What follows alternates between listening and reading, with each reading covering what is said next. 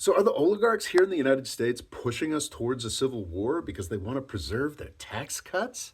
Now, to be clear, I don't think we are on our way to a civil war yet. Like, I don't think it's imminent, but it is undeniable that we are reaching peaks of polarization and bad feeling and now political violence in the United States that we haven't seen since the 1970s and maybe not since like the 1920s and 30s. Like it's getting bad out there, and it's undeniable that it is getting bad out there because a lot of rich people want it to get bad out there. They are there are real legitimate differences in the United States politically. People believe different things, want different things for the country. That's always been the case. That's natural.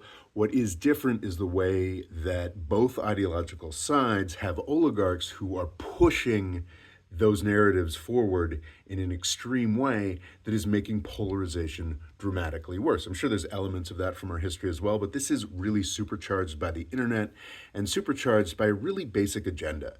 I've been seeing a couple comments that are like, oh, they won a civil war. The oligarchs are trying to push us towards civil war. And it is so much simpler and so much stupider than that. In fact, all the literature shows that civil wars are horrible for oligarchs. That's usually wars lead to more income and income equality. Fortunes, lives get obliterated in wars, but so do fortunes. There's solidarity in the unit that eats up all that wealth. You can't be so it's a fundamentally self-sabotaging strategy. No, the oligarchs don't want a civil war. The oligarchs just want to distract us long enough to keep all the Reagan era tax cuts. That's what woke is about, fundamentally, a way to feel progressive while cutting taxes. And anti-woke is the exact same thing. That like the empire that Charlie Kirk built was all about sowing division, so as to get all the right-wing people to blame the left wing people and immigrants instead of the billionaires and the oligarchs that are screwing all of us over.